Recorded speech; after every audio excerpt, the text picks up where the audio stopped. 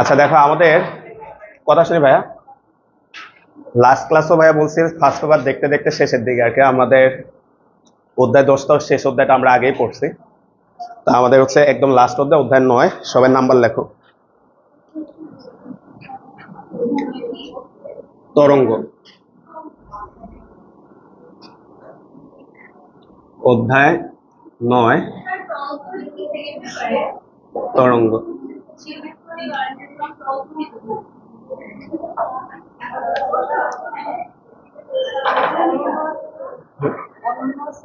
ওই যে ওই রুমে লিখতেছে, দিয়ে যাবে বলছে।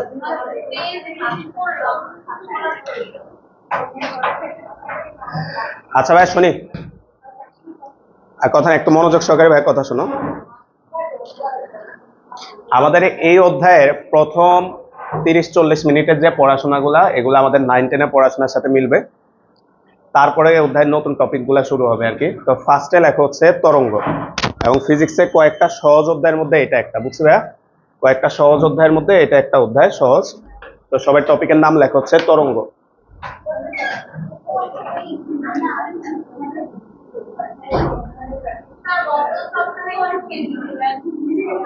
আচ্ছা ওইটা ক্লাসের পরে দেখতেছি ভাই। তো সংজ্ঞাটা আমরা একটু যদি লিখি, লেখো যে পর্যাবৃত্ত আন্দোলন, যে পর্যাবৃত্ত আন্দোলন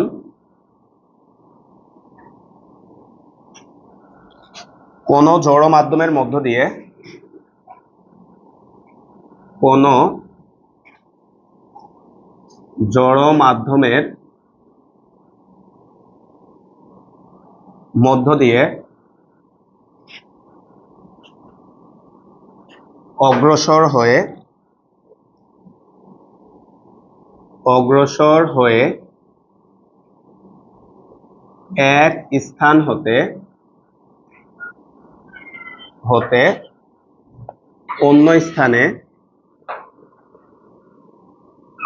অন্য স্থানে শক্তি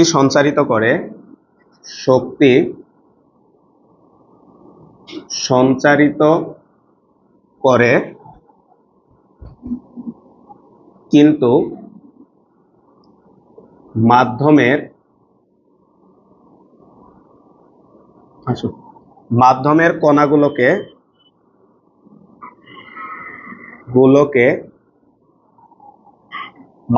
কণাগুলোকে স্থায়ীভাবে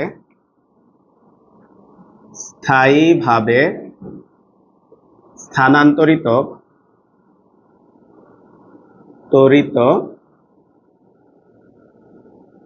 করে না তাকে। তো ভাই আজকে অধ্যায়ের প্রথম ক্লাস, একটু মনোযোগ সহকারে দেখবা।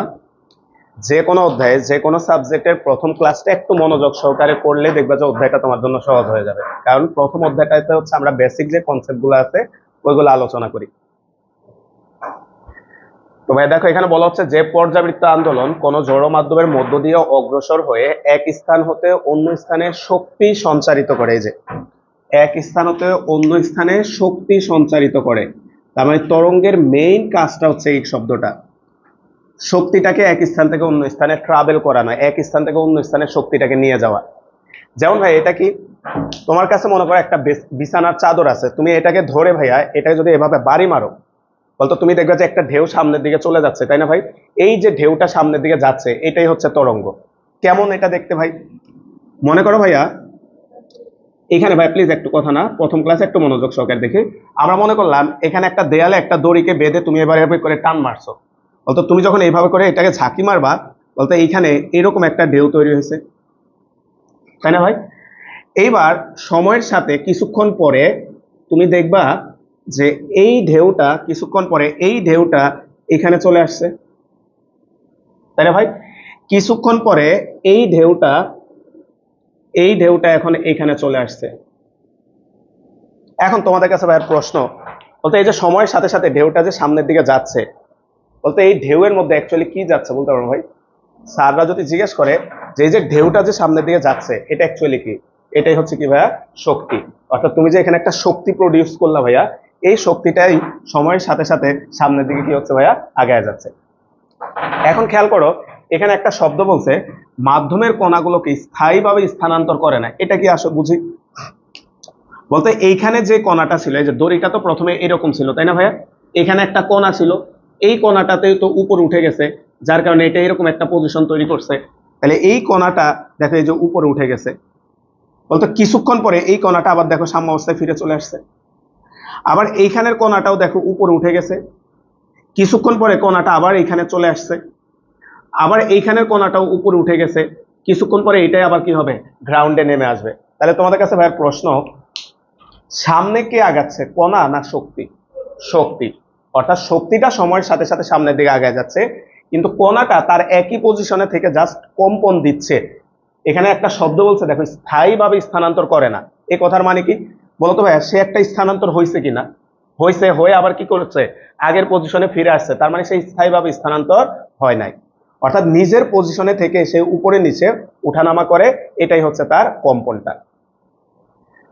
তা আমরা পরের টপিকটার নাম লিখি, তরঙ্গ সংক্রান্ত কয়েকটি রাশি। তরঙ্গ সংক্রান্ত কয়েকটি রাশি। তরঙ্গ সংক্রান্ত কয়েকটি রাশি আমরা একটা একটা করে দেখি ভাইয়া, 9, 10 এর কিছু সংজ্ঞা আর কি। তো প্রথম যে সংজ্ঞাটা আছে লেখা হচ্ছে পূর্ণ স্পন্দন। পূর্ণ স্পন্দন, প্রথম যেটা আছে সংজ্ঞাটা পূর্ণ স্পন্দন। এটা কি ভাইয়া আগে বুঝাই, তারপর আমরা আমাদের বইয়ের ভাষায় লিখবো। বলতে আমরা পূর্ণ স্পন্দন চিনি, কিন্তু সংজ্ঞাটা বলতে বললে অনেক সময় আমরা পারি না। বলতে এইখান থেকে যে এটা আছে, বলতে এইখান থেকে যাত্রা করে এই পর্যন্ত যখন কণাটা আবার আসে, বলতে এইটাকেই তো আমরা বলি হচ্ছে কি ভাইয়া, পূর্ণ স্পন্দন। এখন পূর্ণ স্পন্দন মানে কি, এই কণাটার দিকে খেয়াল করতো ভাইয়া, এই কণাটার ডিরেকশন আর এই কণাটার ডিরেকশন বলতো সেম না ভিন্ন? সেম। কিন্তু এইখানে যে কণাটা আছে ভাইয়া, এটার ডিরেকশন দেখো, এটা কিন্তু ভিন্নতে আছে।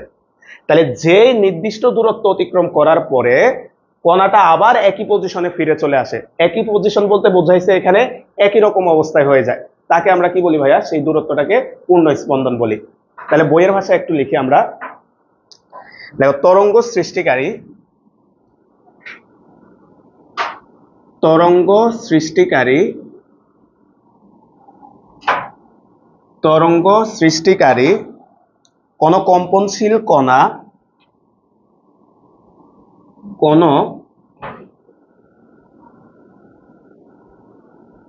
কম্পনশীল কণা একটি বিন্দু থেকে যাত্রা শুরু করে, একটি বিন্দু থেকে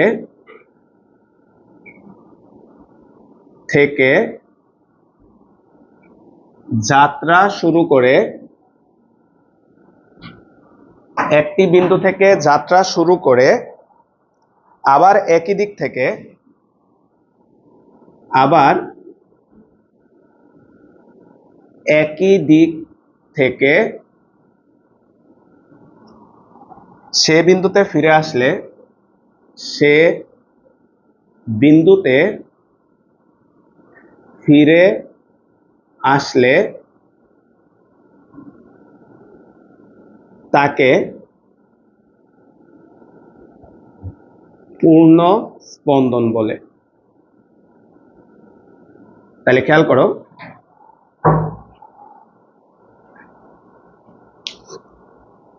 বলতে এখানে একটা শব্দ বলছে আবার একই দিক থেকে সে বিন্দুতে ফিরে আসলে, কিন্তু তুমি ছবিতে দেখতে পাচ্ছ ভাইয়া সে বিন্দুতে আসছে না, আরেকটা বিন্দুতে আসছে। এখন তাহলে সংজ্ঞায় সে বিন্দু বলছে কেন?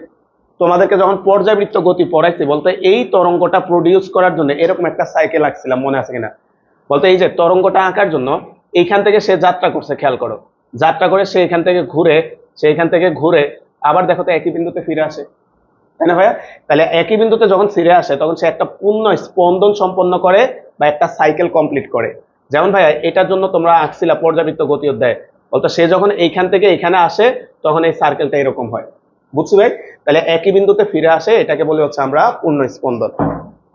সেকেন্ড সংখ্যাটা লেখো ভাইয়া, পর্যায়কাল। 2 নাম্বার লেখা হচ্ছে পর্যায়কাল। পর্যায়কাল 2 নাম্বারটা লেখা হচ্ছে পর্যায়কাল। তরঙ্গের উপর অবস্থিত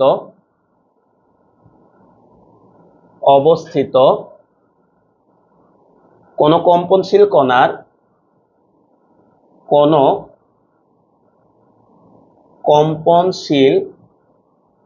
কণার একটি পূর্ণ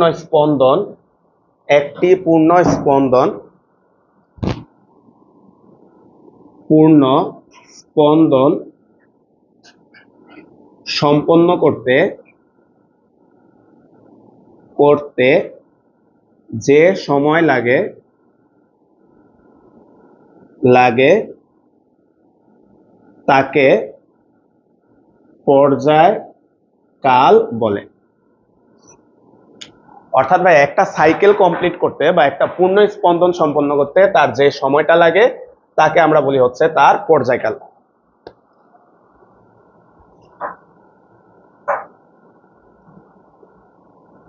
তারপর হচ্ছে কম্পাঙ্ক।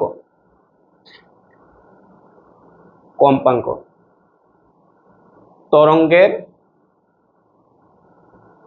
উপর অবস্থিত কোন কম্পনশীল কণা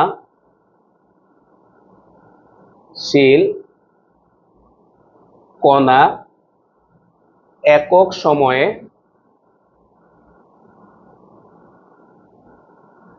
সময়ে যতগুলো পূর্ণ স্পন্দন সম্পন্ন করে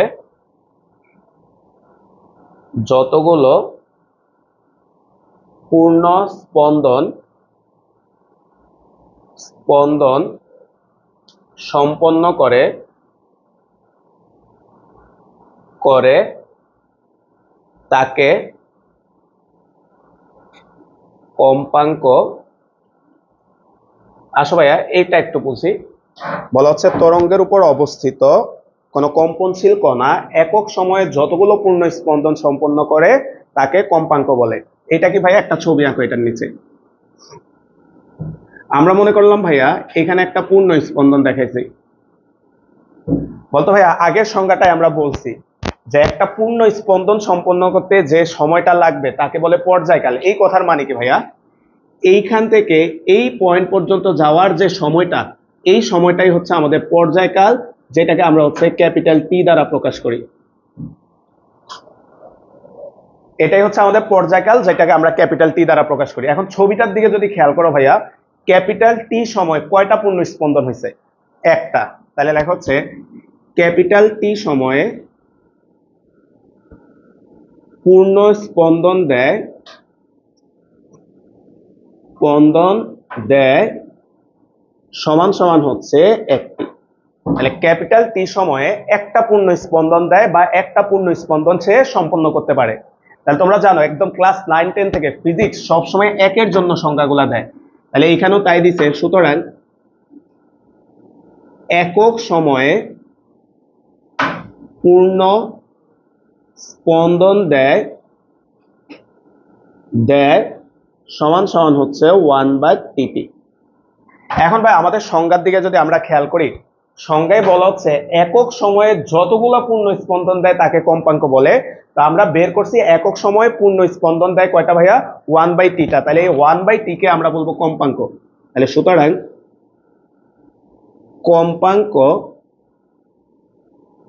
কম্পাঙ্ক f সমান হচ্ছে 1/t।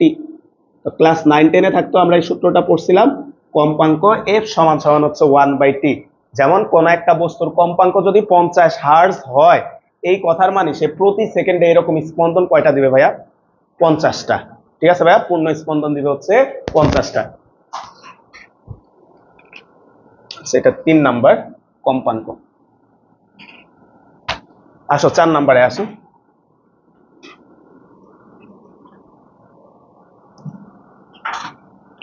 4-এ বলা হচ্ছে বিস্তার।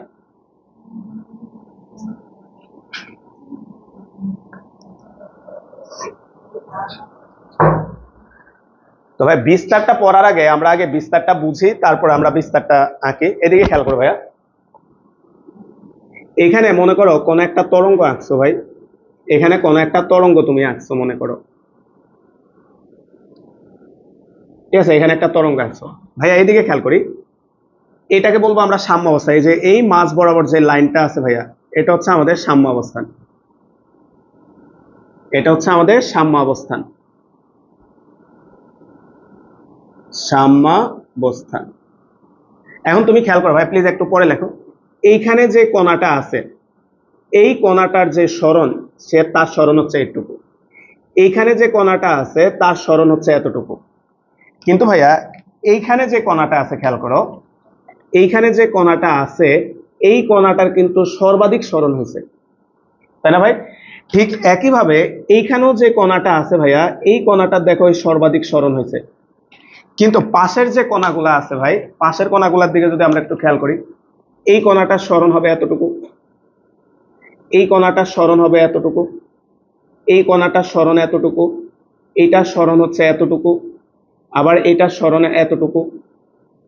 এখন খেয়াল করো তো ভাইয়া, সবগুলা কোণার কি সমান সরণ হয়েছে কিনা ভাই? না। তাহলে সর্বাধিক যে সরণটা কোণাগুলার, এই সর্বাধিক সরণটাকে কি বলা হয় ভাই? বিস্তার। এখন ভাইয়া দুই দিকেই কিন্তু সেম, এই দিকে বিস্তার যদি 10 সেন্টিমিটার হয়, অর্থাৎ এই দিকে কোণাটার সরণ যদি 10 সেন্টিমিটার হয়, এই দিকেও কোণাটার সরণ কয় সেন্টিমিটার? 10 সেন্টিমিটার। তো বইয়ে আমাদের সংজ্ঞায় বলা হচ্ছে সাম্য অবস্থান থেকে যে কোনো একদিকে, বলতো যে কোনো একদিকে কেন বলছে? কারণ এই দিকে 10 সেন্টিমিটার গেলে এই দিকেও কতই যাবে? 10। তাহলে সাম্য অবস্থান থেকে যে কোনো একদিকে কোণার সর্বোচ্চ যে সরণ, তাকে বলা হয় কি ভাইয়া? বিস্তার। আর এই বিস্তার ইংরেজি অ্যামপ্লিটিউড, তাই এটাকে প্রকাশ করা হয় এ দ্বারা। পাশে লিখে রাখো এ। এবার আমরা বইয়ের ভাষায় যদি সংজ্ঞাটা লিখি, তরঙ্গের উপর অবস্থিত, তরঙ্গের উপর অবস্থিত কোন কম্পনশীল কণা, কম্পনশীল কণা কণা সাম্য অবস্থান থেকে,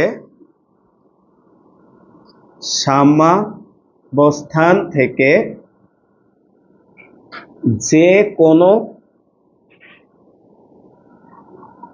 একদিকে সর্বোচ্চ যে দূরত্ব অতিক্রম করে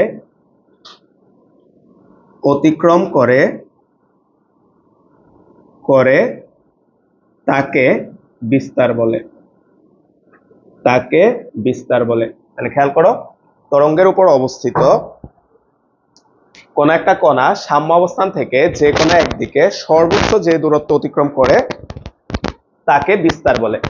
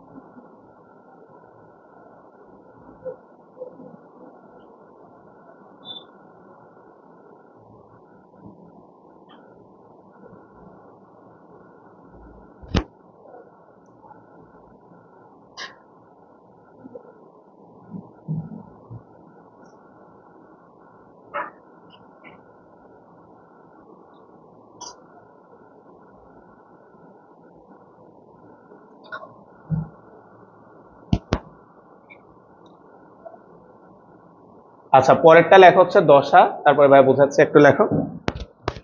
বলা হচ্ছে তরঙ্গের উপর অবস্থিত কোন কম্পনশীল কণার যে কোনো মুহূর্তের গতির, বলতো এখানে একটা শব্দ বলছে সাম্যক অবস্থাকে দশা বলে। সাম্যক অবস্থা মানে কি ভাই? সামগ্রিক অবস্থা, বুঝবে? মানে সে কোন অবস্থায় আছে, তার সে কত কোণে অবস্থান করতেছে, তার বেগ কত, এই সব কিছু যে রাশিটার সাহায্যে প্রকাশ করি তাকে কি বলি ভাইয়া? দশা। যেমন ভাই এদিকে খেয়াল করতে ভাই, এখানে একটা মনে করো এদিকে এদিকে মনে করো একটা কণা এখান থেকে যাত্রা শুরু করছে ভাই, সে এখন এই পজিশনে আছে। তাহলে বলো তো তার সামগ্রিক অবস্থা প্রকাশ করব কিভাবে? আমরা বলতে পারি সে 30 ডিগ্রি কোণে অবস্থান করতেছে, এই পয়েন্টে তার সরণ হচ্ছে এত, এই পয়েন্টে তার বেগ হচ্ছে এত। তাহলে এই জিনিসগুলা যে রাশিটার সাহায্যে প্রকাশ করি, অর্থাৎ তার কণা, তার সরণ কত, সে কত কোণে অবস্থান করতেছে, তার বেগ কত, এই সব কিছুকে একসাথে কি বলা হয়? তার দশা। 6 নাম্বার লেখো। 6, তরঙ্গ দৈর্ঘ্য। তরঙ্গ দৈর্ঘ্য 6 নাম্বার লেখা হচ্ছে তরঙ্গ দৈর্ঘ্য। তরঙ্গ সৃষ্টিকারী কোন কম্পনশীল কণা, কম্পনশীল কণা কণা একটি পূর্ণ স্পন্দন সম্পন্ন করতে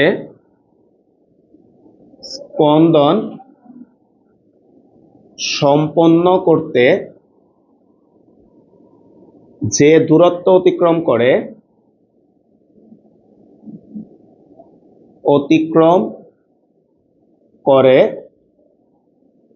তাকে তরঙ্গ দৈর্ঘ্য বলে।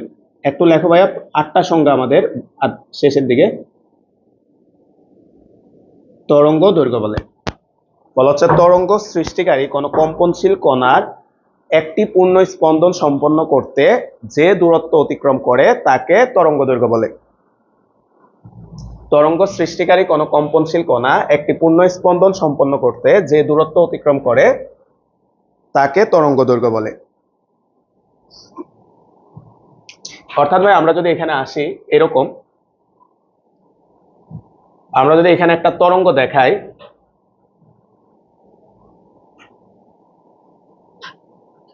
এই দূরত্বটা হচ্ছে আমাদের ল্যামডা। অর্থাৎ একটা ফুল সাইকেল কমপ্লিট করতে বা একটা পূর্ণ স্পন্দন সম্পন্ন করতে সে যতটুকু ডিসটেন্স ট্রাভেল করছে এটাকে বলি আমরা তরঙ্গ দৈর্ঘ্য ল্যামডা। এখন এখানে একটা ইম্পর্টেন্ট জিনিস ভাই আমাদের লাগবে, বলতে একটা স্পন্দনে, ভাই সবাই পারবে, এখানে তো ছবিতে দেখানো আছে, একটা স্পন্দনে বা একটা ফুল সাইকেল কমপ্লিট করতে সে কতটুকু ডিসটেন্স গেছে? ল্যামডা, তাই না? আমরা তাহলে এখান থেকে লিখতে পারি, সুতরাং একটি স্পন্দনে অতিক্রান্ত দূরত্ব সমান সমান হচ্ছে ল্যামডা। একটা স্পন্দনে সেই ল্যামডা ডিসটেন্স ট্রাভেল করে। ক্লাস 9-10-এ থাকতে এই ম্যাথগুলা করছি, আমাদের কলেজের বইও এই ম্যাথগুলা আছে। তোমাকে বলবে 50টা স্পন্দনে তাহলে সে কত দূরত্ব অতিক্রম করবে। তাহলে বলো তো ভাই, একটাতে যদি ল্যামডা যায় তাহলে 50টাতে কত যাবে? 50 ল্যামডা। তাহলে আমরা লিখবো হচ্ছে সুতরাং এনটি স্পন্দনে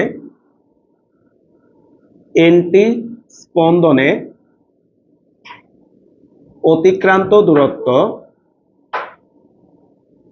দূরত্ব সমান হচ্ছে এন ল্যামডা। তাহলে এটাকে আমরা মনে রাখবো এভাবে, সুতরাং এস ইকুয়াল হচ্ছে এন ল্যামডা। এখানে ল্যামডা তরঙ্গ দৈর্ঘ্য আর এন হচ্ছে পূর্ণ স্পন্দন সংখ্যা। তোমাকে তারা প্রশ্নে বলে দিবে 50টা, 30টা, 20টা। তাহলে তোমার বলো তো ভাইয়া, এই ম্যাথগুলাতে একটা জিনিসই বের করা লাগে, কি বলো তো ভাইয়া? জাস্ট ল্যামডাটাই তো দরকার, তাই না ভাইয়া? কারণ এন তো স্পন্দন সংখ্যা, এটা তোমাকে বলে দিবে 10টা, 20টা, 30টা, এটা তোমাকে বলে দিবে। তো তোমার টার্গেট শুধু ল্যামডাটা বের করা। এবার ল্যামডা বের করার জন্য 10, 20, 30 দ্বারা গুণ করলে তুমি পাবা হচ্ছে সে কতটুক ডিসটেন্স অতিক্রম করছে, অতিক্রান্ত দূরত্ব।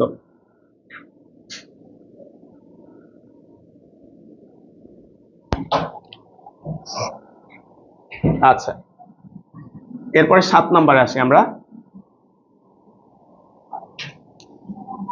7, তরঙ্গের বেগ।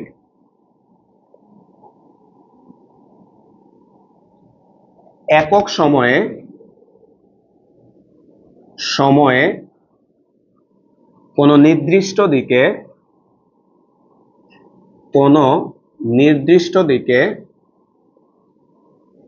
দিকে তরঙ্গ যে দূরত্ব অতিক্রম করে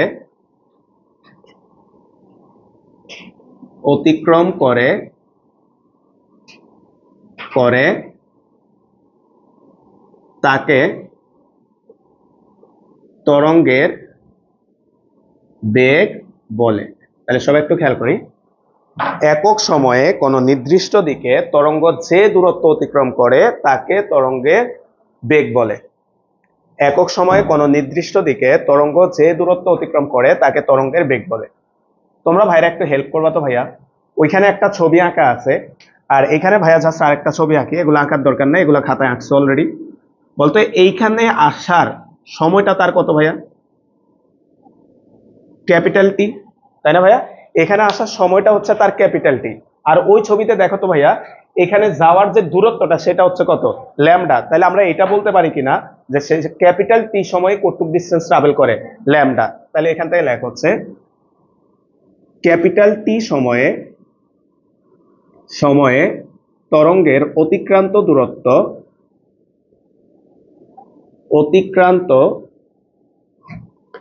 দূরত্ব সমান হচ্ছে ল্যামডা। টি সময়ে তরঙ্গের অতিক্রান্ত দূরত্ব ল্যামডা। তাহলে আমাদের সংজ্ঞায় বলছে একক সময়ে, তাহলে সুতরাং একক সময়ে তরঙ্গের অতিক্রান্ত দূরত্ব সমান হচ্ছে ল্যামডা বাই টি। এখন তোমাদের কাছে ভাইয়া প্রশ্ন, ভাইয়া উপরের যে সংজ্ঞাটা বলা আছে সেই সংজ্ঞা অনুসারে এই ল্যামডা বাই টি এটাই হবে কি বলতো ভাইয়া? তরঙ্গের বেগ। তাহলে আমরা লেখো সুতরাং তরঙ্গের বেগ ভি ইকুয়াল হচ্ছে ল্যামডা বাই টি, বা ভি ইকুয়াল হচ্ছে 1/t ইন্টু ল্যামডা। বলতে একটু আগে আমরা বের করছিলাম 1/t মানে কি বলতো ভাইয়া? এফ। তাহলে বুঝতে পারতেছ আমরা কোন সূত্রটা প্রমাণ করছি, 9-10 এর শেষ পরিচিত সূত্রটা, ভি ইকুয়াল হচ্ছে এফ ল্যামডা।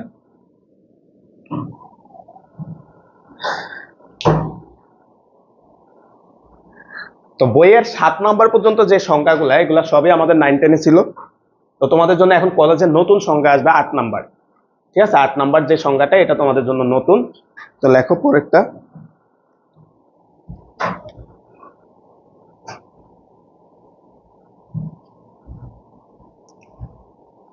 8 নাম্বার, তরঙ্গ মুখ। এটা হচ্ছে তোমাদের জন্য নতুন সংজ্ঞাটা, তরঙ্গ মুখ। এখানে তরঙ্গ মুখটা বোঝানোর আগে ভাইয়া যদি বলি, তোমরা মনে করো কলেজে যে অ্যাসেম্বলি হয় বা পিটি হয়, ল্যামডা। এখন তোমরা ভাইরা বলো তো, তোমাদের কলেজে যে হচ্ছে প্যারেড হয় বা পিটি হয়, যাই হোক, মনে করো তুমি এবং তোমার বন্ধু পাশাপাশি দাঁড়াইছে, ভাই একটু খেয়াল করে, হ্যাঁ পাশাপাশি দাঁড়ায় আমরা এখন প্যারেড শুরু করলাম। বলতো যে কোনো প্যারেড শুরু করে কোন পা দিয়ে? হ্যাঁ, বাম পা। রাইট লেফট বল না, লেফট রাইট বলে? তার মানে সবসময় বাম পা দিয়ে চলে। এবং যে কোনো ভাইয়া একজন সিভিলিয়ান মানে একজন সাধারণ মানুষ আর একজন অসাধারণ মানুষ মানে কারা, যারা হচ্ছে ডিফেন্সে আছে, এদের মধ্যে পার্থক্য হচ্ছে তুমি আমি যখন উঠবো, আমরা উঠলে আমাদের ডান পাটা আগে চলে, আর ওরা প্র্যাকটিস করতে করতে ওরা যখন উঠে ওদের সবসময় আগে বাম পাটা আগে চলে। বুঝছি ভাই? যে কোনো জায়গায় তুমি যদি কোনো ডিফেন্সের লোক থাকে, তারা উঠলে দেখবে যে তার আগে বাম পা দেয়, কারণ ওদের প্র্যাকটিস করাইতে করাইতে ওদের অভ্যাস হয়ে গেছে আগে বাম পা দেয়। তো যাই হোক, আমাদের ওইটা ব্যাপার না। তো মনে করো তুমি আর তোমার বন্ধু পাশাপাশি দাঁড়ায় প্যারেড শুরু করছো, তাহলে ও বাম পা উঠাইলো, তুমিও বাম পা উঠাইলে, একটু বুঝো তাহলে তরঙ্গ মুখটা সহজে বুঝতে পারবা।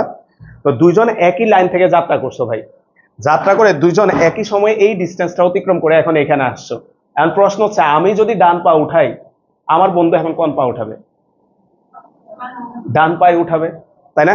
কারণ কি ভাই, আমরা যেহেতু পিটি করতেছি, আমরা একই মুহূর্তে যাত্রা শুরু করছি, আবার একই সময়ে একই ডিস্টেন্স অতিক্রম করে এখানে আসছি, তাহলে আমি যদি ডান পা উঠাই, সেও কোন পায়ে উঠাবে? তাহলে এখন প্রশ্ন হচ্ছে, আমি আর সে একই রকম আছি না? এই একই রকম থাকাটাকে আমাদের এই অধ্যায়ের ভাষায় বলে একই দশায় আছে। তারা কি আছে ভাইয়া? একই দশায় আছে। এখন আসো তো ভাই, এটা বলার উদ্দেশ্য কি?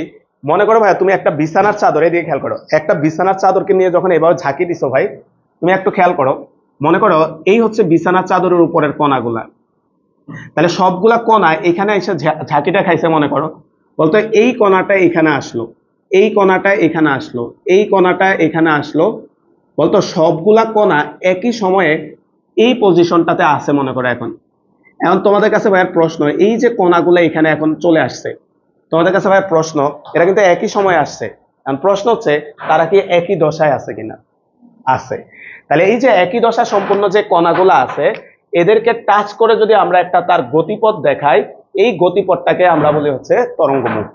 এটা টাচ করে যে আমরা জিনিসটা আমরা দেখতে পাই, অর্থাৎ তুমি ঢেউয়ের মতো যেটা আগায় যাইতে দেখো ভাইয়া, ওইটাই হচ্ছে অ্যাকচুয়ালি কি বলতো ভাইয়া, তরঙ্গমুখ। কিংবা তুমি পুকুরের মধ্যে মনে করো একটা ইটের টুকরা পুকুরে ছুঁড়ে ফেলছো ভাই, অর্থাৎ একটা ইটের টুকরা যখন পুকুরে পড়বে, পানিতে পড়বে, তুমি দেখবা যে সার্কেল কতগুলা চারদিকে ছড়ায় পড়ে। এই যে সার্কেল গুলা ছড়ায় পড়তেছে, এই সার্কেল গুলাই কি বলতো ভাইয়া, তরঙ্গমুখ। বুঝছি ভাই? এখন কেন ভাই, আসো ভাই একটু বুঝাই। মনে করে এইখানে তোমার ইটের টুকরাটা পুকুরের পানিতে পড়ছে, তাহলে এইখান থেকে এই দিকে একটা কণা এখানে আছে, এইখান থেকে এই দিকে একটা কণা এখানে আছে, এইখান থেকে এখানে একটা কণা আছে, এইখান থেকে এইখানে একটা কণা আছে। তোমাদের কাছে ভাইয়া প্রশ্ন, বলতো এই তরঙ্গটা, এই যে চারটা কণা চারদিকে চারটা তরঙ্গ চলে গেছে ভাইয়া, বলতো তরঙ্গগুলো একই সময় তৈরি হয়েছে? আচ্ছা, সেকেন্ড কথা হচ্ছে ভাইয়া, আমরা ধরে নিলাম এও 10 সেকেন্ড, এও 10 সেকেন্ড, এও 10 সেকেন্ড, এও 10 সেকেন্ডে গেছে। তাহলে বলতো সবাই একই সময় একই ডিস্টেন্সে গেছে।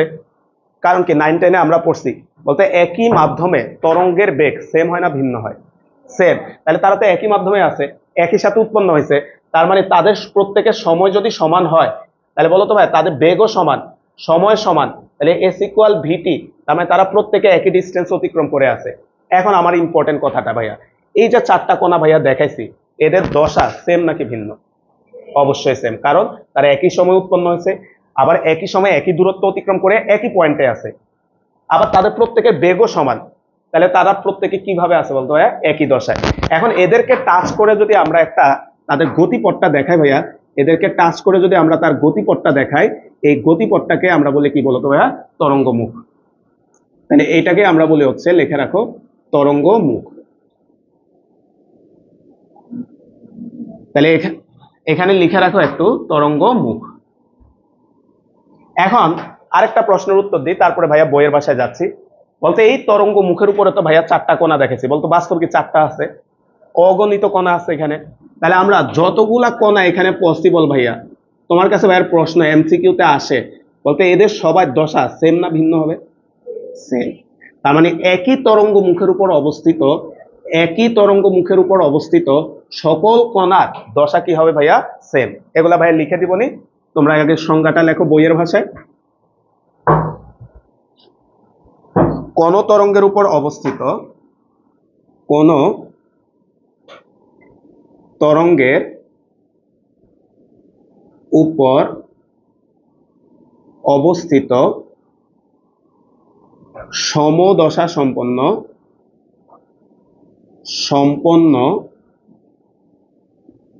কণাগুলোর গতিপথকে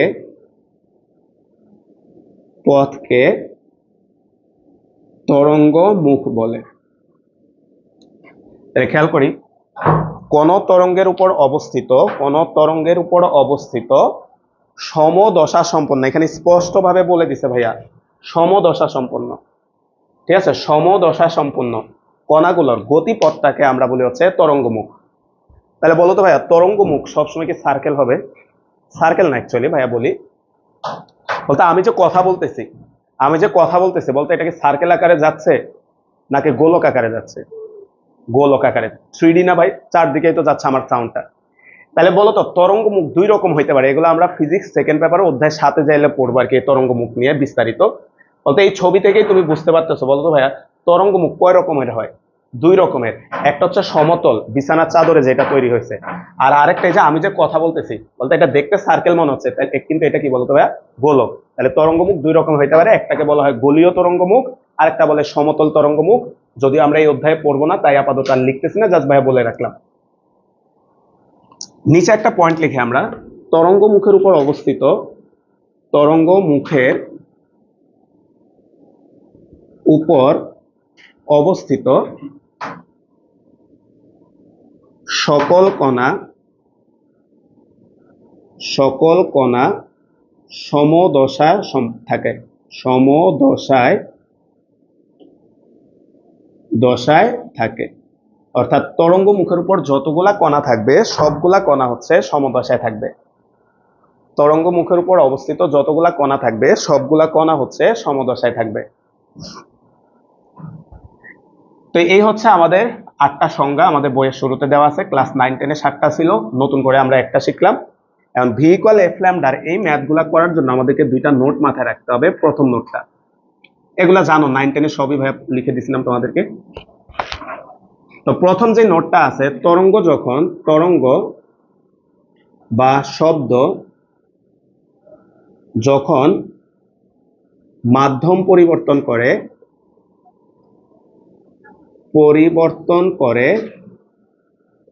তখন, কেউ বলো তো ভাইয়া পারবা এটা? মাধ্যম যদি চেঞ্জ হয় তাহলে কি কি চেঞ্জ হয় তরঙ্গে? ভুলে গেছি। আচ্ছা, বেগ আর তরঙ্গ দৈর্ঘ্য আর কম্পাঙ্কটা সেম থাকে। তাহলে লেখো, তরঙ্গ বা শব্দ যখন মাধ্যম পরিবর্তন করে তখন কম্পাঙ্ক অপরিবর্তিত থাকে, কম্পাঙ্ক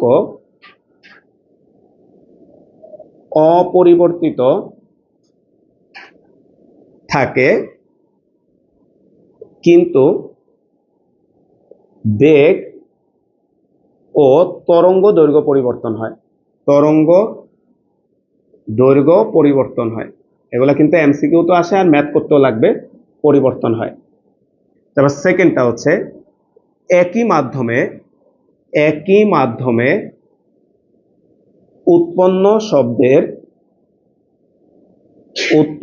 শব্দের সব একটু খেয়াল করো। এই রুমে আমিও কথা বলতেছি, এই রুমে মনে করো তুমিও কথা বলতেছো, কিন্তু ভাই আমাদের দুইজনের কথার যে ফ্রিকোয়েন্সি বলতো সেম না ভিন্ন? ভাই অবশ্যই ভিন্ন। আমার ফ্রিকোয়েন্সি আর তোমার ফ্রিকোয়েন্সি ভিন্ন, কিন্তু ভাইয়া বলতো আমরা সবাইকে একই মাধ্যমে আছি, তাহলে আমার কথার বেগ আর তোমার কথার বেগ সেম থাকবে। অর্থাৎ একই মাধ্যমে থাকলে শব্দের বেগ হচ্ছে সেম থাকে।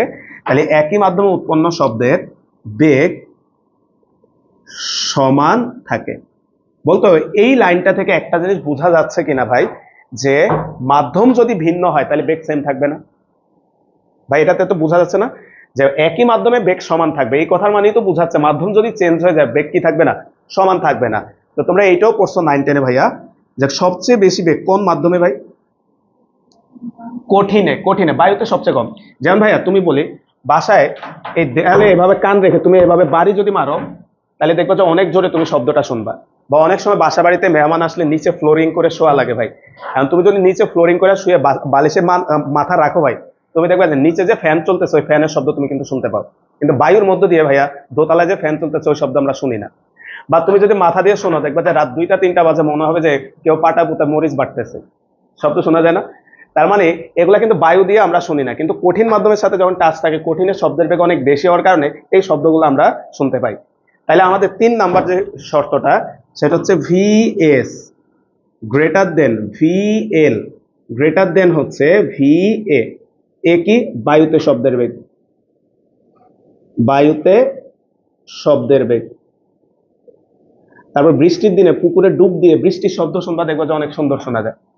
বলছি বৃষ্টি পানির ফোঁটা যখন পড়ে, কারণ ওইখানে শব্দের বেগ যেহেতু শব্দটা উৎপন্ন হচ্ছে সেটা তুলনামূলক বেশি এবং খুব সুন্দর একটা শব্দ শোনা যায়। যে ভাই আমি তো সাঁতারই পারি না, ডুব দিলে তো মরেই যাবো। তারপর ভিএল হচ্ছে তরলে শব্দের বেগ, তরলে শব্দের বেগ। ভাই কিছু নেসেসারি জিনিসের মধ্যে একটা হচ্ছে ভাই সাঁতার শেখা, কারণ আমরা নদীমাতৃক দেশ। তো সেই হিসাবে তোমার তো সাঁতার পারাটা উচিত, যারা পারি না শিখে নিবা। ঢাকা ইউনিভার্সিটিতে অল্প টাকায় সাঁতার শেখানো হয়। ভিএস হচ্ছে কঠিনে শব্দের বেগ। কারো বড় ভাই বোন থাকলে তাদের আইডি কার্ড দিলে ফ্রিতে করে ফেলতে পারবা।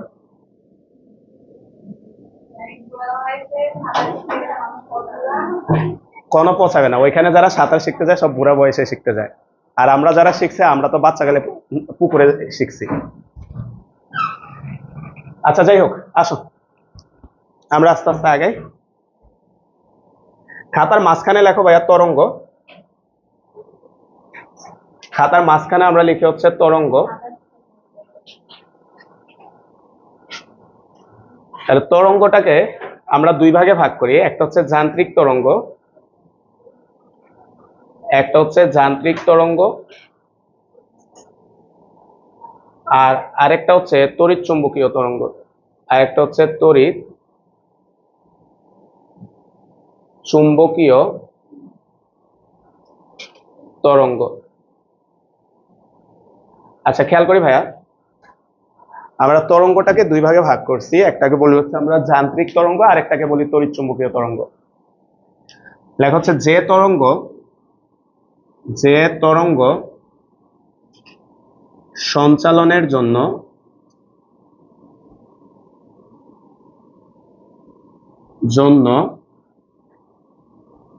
মাধ্যমের প্রয়োজন হয়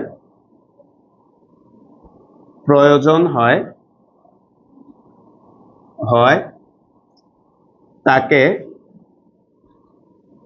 যান্ত্রিক তরঙ্গ বলে। তাহলে খেয়াল করো, বলা হচ্ছে যে তরঙ্গ সঞ্চালনের জন্য মাধ্যমের প্রয়োজন হয় তাকে হচ্ছে যান্ত্রিক তরঙ্গ বলে। বলতে এটার উদাহরণ কি ছিল, 9-এ পড়ছো ভাই? শব্দ। যে আমরা যে কথা বলতেছি ভাইয়া, এটা হচ্ছে বায়ুর মধ্য দিয়ে তোমার কাছে যাচ্ছে। যেমন এই রুমকে যদি আমরা বায়ু শূন্য করে দিই, আমি যত জোরেই কথা বলি না কেন তুমি শুনবা না। বলতে আর কি উদাহরণ হতে পারে? পানির ঢেউ। বলতো সেটা তো পানির মধ্য দিয়ে সঞ্চালিত হচ্ছে। আর কি হইতে পারে ভাই? গিটারের তারকে তুমি টান মারলে সেখানে যে তরঙ্গটা তৈরি হয় সেটা ওই তারের মধ্য দিয়ে সঞ্চালিত হচ্ছে। তাহলে আমরা কয়েকটা উদাহরণ যদি লিখে রাখি,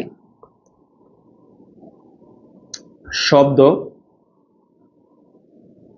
তারপর হচ্ছে পানি তরঙ্গ, তারপর হচ্ছে টানা তারে সৃষ্ট তরঙ্গ। বলতো টানা তারে সৃষ্ট তরঙ্গ, টানা তার বলতে ভাইয়া বুঝাইছি গিটার, একতারা দোতারা যা আছে এগুলা একটা তার বলতো টান টান করে দুই পাশে বাঁধা থাকে, তাই না? হয় তাই এটাকে আমাদের বইয়ের ভাষা বলছে টানা তার। এই অধ্যায়ের লাস্টে এটা নিয়ে থিওরি আছে যে টানা তারে যে তরঙ্গটা তৈরি হয় বা গিটারের তারে যে তরঙ্গ তৈরি হয় সেটা কেমন। এবং এই অধ্যায়ের লাস্টের দিকে ভাইয়া সঙ্গীতের যে সারে গামা পা আছে এগুলোও আছে, আলোচনা করা আছে এই অধ্যায়ের লাস্টে। অর্থাৎ এই অধ্যায় শিখলে তুমি গানও গাইতে পারবা। আসো, এবং বাঁশি বাজানো শেখানো হবে, কোন বাঁশিতে কেমন সুন্দর সুর উৎপন্ন হবে তোমার ওইটাও শেখানো হবে এই অধ্যায়ের লাস্টে। আসো, যে তরঙ্গ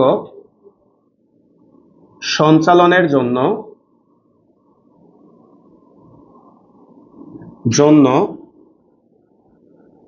মাধ্যমের প্রয়োজন হয় না তাদেরকে তড়িৎ চুম্বকীয় তরঙ্গ বলে। ভাই একটু খেয়াল করি, যে তরঙ্গ সঞ্চালনের জন্য মাধ্যমের প্রয়োজন হয় না তাদেরকে আমরা বলি হচ্ছে তড়িৎ চুম্বকীয় তরঙ্গ। এটার উদাহরণ ছিল আলো, এটার উদাহরণ হচ্ছে আলো, তারপর হচ্ছে বেতার তরঙ্গ, এক্স রে, গামা রে, অর্থাৎ যত রকমের আলো আছে ভাইয়া সবগুলাই হচ্ছে তড়িৎ চুম্বকীয় তরঙ্গ। তো আমাদের 9-10-এ যে পড়াগুলো পড়ছি ভাইয়া তার লাস্ট, এরপরে আমাদের নতুন পড়া শুরু হবে। তরঙ্গকে আমরা আবার দুই ভাগে ভাগ করি। হ্যাঁ, তরঙ্গকে আবার দুই ভাগে ভাগ করা হয়। একটাকে বলা হচ্ছে আর বা হচ্ছে অনুপ্রস্থ তরঙ্গ,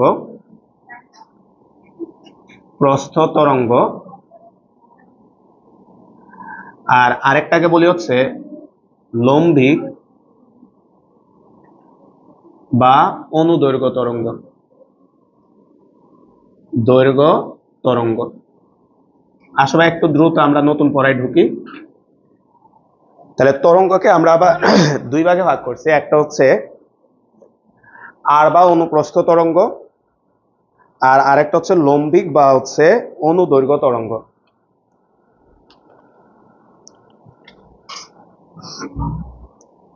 আচ্ছা, এখন এটাকে অনুপ্রস্থ কেন বলে সেটা একটু ভাইয়া বুঝাই। বা একটু এদিকে দেখো, পরে আবার লেখো। মানে এটাকে অনুপ্রস্থ আর অনুদৈর্ঘ্য কেন বলে, এদিকে খেয়াল করো। আমরা মনে করলাম এই দিক বরাবর একটা তরঙ্গ সঞ্চালিত হবে, মানে তরঙ্গটা এই দিকে যাবে। এখন তরঙ্গটা এই দিকে যাওয়ার জন্য মাধ্যমের যে কণাগুলা আছে ভাইয়া, এই কণাগুলা যদি এই বরাবর উঠানামা করে, বলতো তারা কোন বরাবর উঠানামা করতেছে দেখো তো ভাইয়া, প্রস্থ না, প্রস্থ বরাবর উঠানামা করতেছে। তাহলে এই যে দেখো, প্রস্থ বরাবর যদি উঠানামা করে, তাহলে তা এইখান থেকে নাম মিলাই নিছে, এটার নাম কি ভাইয়া, অনুপ্রস্থ। এখন বলো তো, যখন তরঙ্গটা, ভাইয়া প্লিজ একটু এদিকে, তরঙ্গটা যেই দিকে যাচ্ছে, সবাই একটু খেয়াল করো, তরঙ্গটা যেই দিকে যাচ্ছে মাধ্যমের কণাগুলা তার সাথে কিভাবে উঠানামা করবে, লম্বভাবে বা সমকোণে। অনেকে ভুল করে এটাকে এটার সাথে মিলায় ফেলে, এটার নাম আবার কি বলতো ভাইয়া, লম্বিক, এটার সাথে মিলায় ফেলে। তাহলে আমাদের যদি প্রস্থ বরাবর উঠানামা করে, তার মানে যদি সে 90 ডিগ্রিতে উঠানামা করে, তাহলে তাকে আমরা বলবো কি ভাইয়া, অনুপ্রস্থ। নাম নিচে সে প্রস্থ বরাবর উঠানামা করে। কিন্তু ভাইয়া তুমি যদি একটা কেঁচোর হাঁটা চিন্তা করো ভাইয়া, মনে করো এই দিক বরাবর সে যাবে, এদিকে ভাইয়া প্লিজ, এদিক বরাবর যাওয়ার জন্য সে কিভাবে যায়, এদিকে খেয়াল করে, সে তার শরীরটাকে প্রথমে প্রসারিত করে, এবার সে টেনে এনে সংকুচিত করলো আবার, তাহলে আবার সে প্রসারিত করছে, আবার সংকুচিত করছে। এবার তুমি একটু খেয়াল করতো, তার যাওয়ার ডিরেকশন এবং তার কম্পনের ডিরেকশনটা বা সংকোচন এবং প্রসারণের ডিরেকশন সেম না ভিন্ন ভাই, সেম, মানে সমান্তরালে সে চলে যাচ্ছে। তাহলে এতে আমরা বলি হচ্ছে অনুদৈর্ঘ্য। কারণ কি ভাইয়া, তার কম্পনটা দেখো তো, সংকোচন বা প্রসারণ যাই চিন্তা করো না কেন, বলো তো ভাইয়া, সেটা কোন বরাবর আছে, দৈর্ঘ্য বরাবর, তাই এটাকে বলি আমরা কি ভাইয়া, অনুদৈর্ঘ্য তরঙ্গ। তাহলে আমরা একটু বইয়ের ভাষা সংজ্ঞাটা লেখো, যে তরঙ্গ মাধ্যমের কণাগুলোর কম্পনের দিকের সাথে, যে তরঙ্গ মাধ্যমের কণাগুলোর কম্পনের দিকের সাথে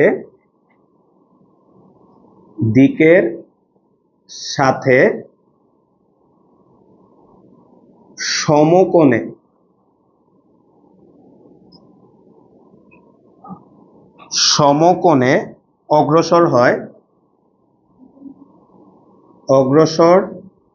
হয় তাকে অনুপ্রস্থ তরঙ্গ বলে।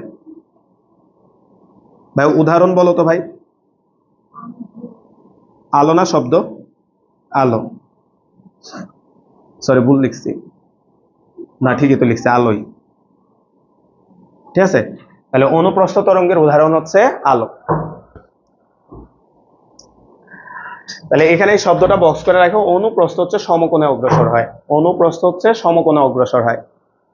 আর অনুদৈর্ঘ্য যেটা, এটা একটু আগে বুঝাইছি কেঁচো দিয়া, বলতে সে কিভাবে গেছিল, এই যে এখানে সমান্তরালে, বুঝছো ভাইয়া। তাহলে লেখা হচ্ছে, আচ্ছা আমাদের বইয়ে এখানে আরো কয়টা উদাহরণ দেওয়া আছে ভাইয়া অনুপ্রস্থের। এখানে লেখো পানি তরঙ্গ, তারপর হচ্ছে বেতার তরঙ্গ,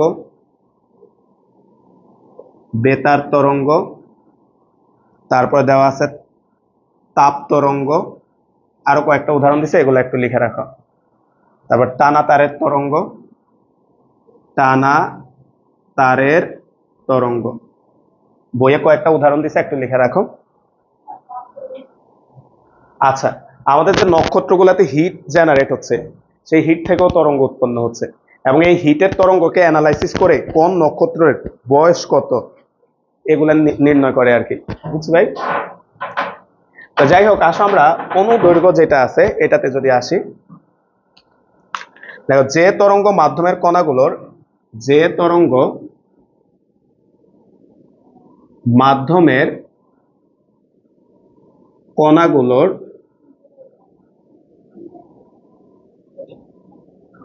কম্পনের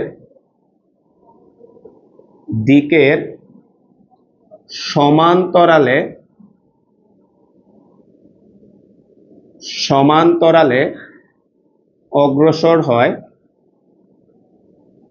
অগ্রসর হয় তাকে অনুদৈর্ঘ্য তরঙ্গ বলে। এক্সাম্পল লেখা হচ্ছে শব্দ। তো ভাই প্লিজ কথা শুনি, এই পর্যন্ত আমাদের 9-10 এর আলোচনাগুলো শেষ। এখন আমরা যে জিনিসটা শুরু করব এগুলো হচ্ছে তোমাদের জন্য একদম নতুন।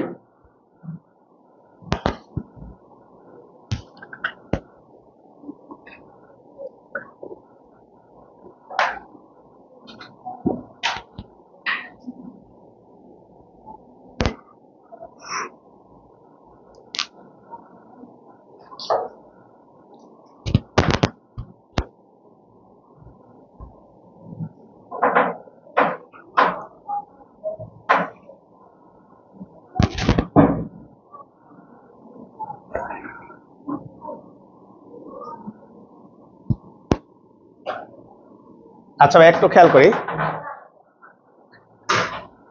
খাতার মাঝখানে আবার লেখা হচ্ছে তরঙ্গ। এই যে দেখো আমাদের জন্য নতুন পড়া শুরু হবে ভাই, তরঙ্গ। তো তরঙ্গকে আমরা আবার দুই ভাগে ভাগ করি। একটাকে বলা হয় স্থির তরঙ্গ, একটাকে বলি হচ্ছে আমরা স্থির তরঙ্গ। একটু খেয়াল করি ভাই, তো আমরা যখন অনার্স ফার্স্ট ইয়ারে ছিলাম ভাইয়া, তো ল্যাব ভাইভাতে তো আমরা তরঙ্গের একটা এক্সপেরিমেন্ট ছিল। তো এক্সপেরিমেন্ট করার সময় জিজ্ঞেস করছিল আমার এক বন্ধুকে যে তরঙ্গ কয় প্রকার। তো সে বলছিল 2 প্রকার। স্যার বলছে কি, তো সে বলছে একটা হচ্ছে স্থির তরঙ্গ, বলতে আরেকটা তাইলে এটা কি হবে, সে বলে বসছে অস্থির তরঙ্গ। ঠিক আছে, তো সে বলে বসছে ভুলে, কারণ তোমরা জানো ভাইবা বোর্ডে কিন্তু পারা জিনিসও অনেক সময় স্যারদের সামনে ভুলে যায়। তো সেইখান থেকে ভুলে সে ভয়ে একটা বলে ফেলছে স্থির আর একটা বলে ফেলছে অস্থির। তো সেটা অস্থির না ভাইয়া, কথা ঠিক আছে, অস্থির মানে কি বলতো ভাই? তাহলে এটার আরেকটা বাংলা বলতো কি হবে? অগ্রগামী। আরেকটার নাম কি ভাইয়া? অগ্রগামী তরঙ্গ। তাহলে আরেকটা বাংলা নাম হচ্ছে অগ্রগামী তরঙ্গ। তাহলে একটা হচ্ছে ভাইয়া স্থির তরঙ্গ আর আরেকটা হচ্ছে অগ্রগামী তরঙ্গ। এখন এখানে মাঝখানে দাগ টেনে না ভাই, আমরা এটা ভাগাকারে পড়াবো না। এই স্থির তরঙ্গের সংজ্ঞাটা আপাতত আমরা এখন যাব না, কারণ এটা পড়াইতে আরো একটা লেকচার পরে আমরা পড়াবো বুঝাইতে। এটা বুঝাইতে একটু অন্য কিছু শিখা লাগবে। তো আমরা আজকে জাস্ট টপিকের নাম লেখা হচ্ছে অগ্রগামী তরঙ্গ। আমরা এখান থেকে শুরু করি, অগ্রগামী তরঙ্গ। অগ্রগামী তরঙ্গ ভাইয়া জাস্ট হালকা করে একটু বলি, এদিকে খেয়াল করো ভাইয়া। স্থির তরঙ্গটা হালকা করে বলি, আজকে যদিও আমরা স্থির তরঙ্গ পড়াবো না। মনে করো এখানে একটা তার দুই পাশে বাঁধা আছে ভাই, একটু এদিকে এদিকে এদিকে। এখানে একটা তার দুই পাশে বাঁধা আছে। এখন তুমি তারটা যে কোনো এক পাশে টেনে ছেড়ে দিলা, বলতে এখানে একটা তরঙ্গ উৎপন্ন হবে। হ্যাঁ, এই তরঙ্গটা এভাবে করে এসে এখানে বাড়ি খাবে। বাড়ি খেয়ে এই তরঙ্গটা আবার বিপরীত দিকে ব্যাক করবে। এই তরঙ্গটা আবার বিপরীত দিকে ব্যাক করবে। তাহলে এই যে তরঙ্গটা সৃষ্টি হয়েছে এখানে, টোটাল যে তরঙ্গটা সৃষ্টি হয়েছে এটাকে বলে স্থির তরঙ্গ।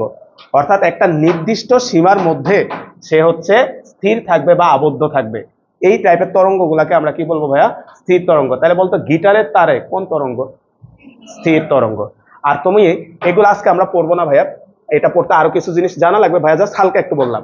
আর একটা চাদর নিয়ে মনে করে এভাবে বাড়ি মারলা ভাইয়া, বলতে এইখানে যে তরঙ্গটা তৈরি হয়েছে বলতে পারবে এটা কি? অগ্রগামী। বলতে এটা বাড়ি খাইকে আবার ব্যাক করবে। চাদরটা তো সাধারণত ভাইয়া মনে করো বিশাল চাদর, আর কোনো ফ্রিকশন নাই, কিছুই নাই। তাহলে বলতে এটাকে যদি এখান থেকে ঝাড়ি মাইরা এইভাবে ছাড়ো, বলতে এখানে যে তরঙ্গটা তৈরি হবে এটা সময়ের সাথে সাথে সামনে যাইতে থাকবে। তাহলে এই টাইপের তরঙ্গগুলোকে আমরা বলি কি ভাইয়া? অগ্রগামী তরঙ্গ। অর্থাৎ একটা নির্দিষ্ট অংশের মধ্যে তারা সীমাবদ্ধ থাকবে না, যদি সীমাবদ্ধ থাকে তাকে বলা হয় স্থির, আর সীমাবদ্ধ না থাকলে তাকে বলা হয় অগ্রগামী। তাহলে আমরা এখানে সংজ্ঞাটা লেখো, যে তরঙ্গ সময়ের সাথে সাথে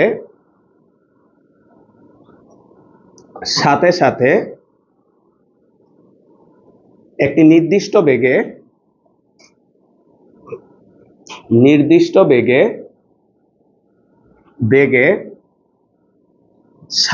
দিকে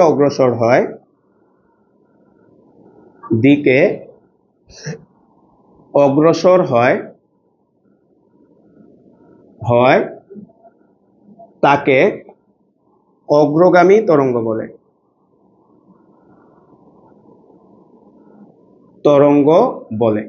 তাহলে একটু খেয়াল করি, যে তরঙ্গ সময়ের সাথে সাথে একটি নির্দিষ্ট বেগে সামনের দিকে অগ্রসর হয়, অর্থাৎ বেগটা ঠিক থাকবে। ওই জন্যই ভাইয়া বলছে যে বিছানার চাদরটাকে ঝাঁকি দিয়ে ছেড়ে দিলে অত কিছু দূর পরে যাইতে এই তরঙ্গটা আর যাইতে পারে না, থেমে যায়। কেন ভাই? তার বেগটা ফ্রিকশনের কারণে সেম থাকতে পারতেছে না। যদি ফ্রিকশন না থাকতো বলতো এটা সময়ের সাথে সাথে কি করতো, সামনে চলে যেত। তাহলে এই টাইপের তরঙ্গ গুলাকে আমরা বলি হচ্ছে অগ্রগামী তরঙ্গ। তো পরের টপিকের নাম লেখো অগ্রগামী তরঙ্গের রাশিমালা। পরের টপিকটার নাম লেখা হচ্ছে অগ্রগামী তরঙ্গের রাশিমালা। পরের টপিকের নাম লেখা হচ্ছে অগ্রগামী তরঙ্গের রাশিমালা। অর্থাৎ ভাই আমরা একটা সমীকরণ কোন ফরম্যাটে থাকলে কি দেখে আমরা বলবো সেটা হচ্ছে একটা অগ্রগামী তরঙ্গ, বা সেটা দেখে আমরা বুঝবো সেটা একটা স্থির তরঙ্গ। বুঝছি ভাই? তাহলে লেখা হচ্ছে অগ্রগামী তরঙ্গের রাশিমালা। অগ্রগামী তরঙ্গের রাশিমালা। আমরা এই অগ্রগামী তরঙ্গের একটা রাশিমালা আমরা প্রমাণ করব। সবাই ভাইয়ের সাথে একটা ছবি আঁকো ভাইয়া।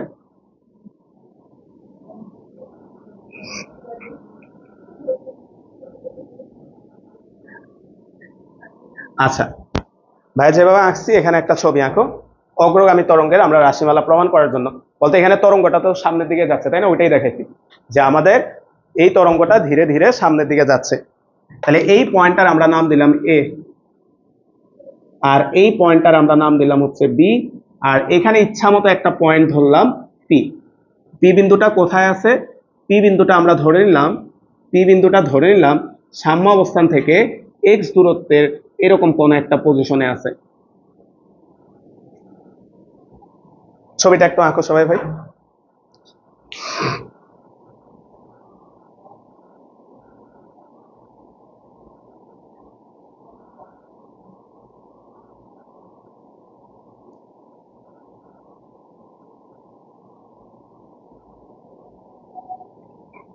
নীলিমা বলো তো ভাই, পারবা? এদিকে বলতো বি কোনাটা। ভাই সবাই একটু খেয়াল করো, ওরে জিজ্ঞেস করে একটু খেয়াল করো। তোমার কাছে ভাই প্রশ্ন হচ্ছে এ আর বি দুইটা কণা কি একই সাথে স্পন্দন শুরু করবে কিনা? কখন শুরু করবে? বি কখন শুরু করবে? এ ভাই আমি বলি, আমাদের বইয়ে এই প্রমাণটা ভুগিঝুঁকি করে রাখছে, মানে গোজামিল দিয়ে রাখছে। একটু বুঝে করো, দেখবা যে সহজে প্রমাণটা পারবা।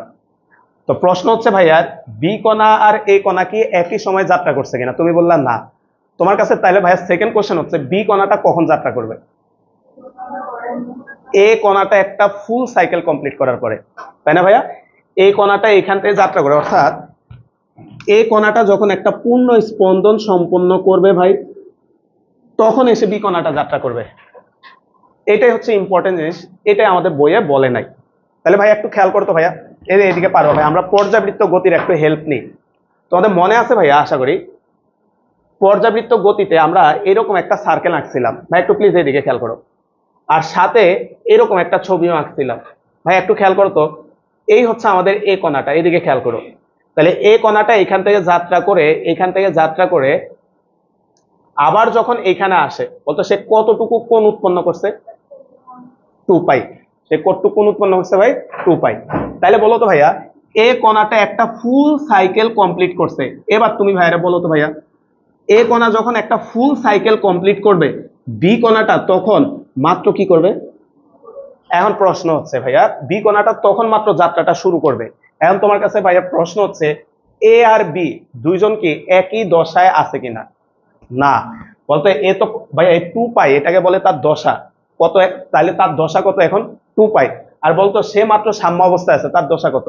0 বোঝার জন্য। তাহলে বলতে এই দুইজনের মধ্যে একটা দশা পার্থক্য অবশ্যই কি আছে। তাহলে লেখা হচ্ছে এ বিন্দুতে, এ বিন্দুর কণার সরণ, অর্থাৎ পর্যাবৃত্ত গতি অধ্যায়ে এই যে সাইকেলটা আঁকছি ভাইয়া, এই সাইকেলটা এঁকে আমরা পর্যাবৃত্ত গতি অধ্যায়ে একটা সমীকরণ প্রমাণ করছি, y equal a sin omega T plus কি ছিল বলতো ভাইয়া? ডেল্টা। মনে আছে না SHM এর সরণের সমীকরণ?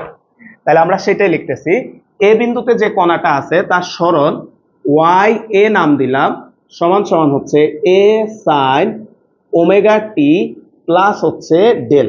ভাইয়া এই সাইনের পরে বা কজের পরে আল্লাহর দুনিয়ার যা থাকবে এই পুরাটাকে বলা হয় দশা। তাহলে এই পুরাটাকে আমরা দেখো পর্যাবৃত্ত গতি অধ্যায় 8-এ এগুলো আমরা পড়ছি, প্রমাণ করছি। তাই এখানে প্রমাণ না করে ভাইয়া সরাসরি লিখে দিলাম, এটা হচ্ছে আমাদের দশাটা।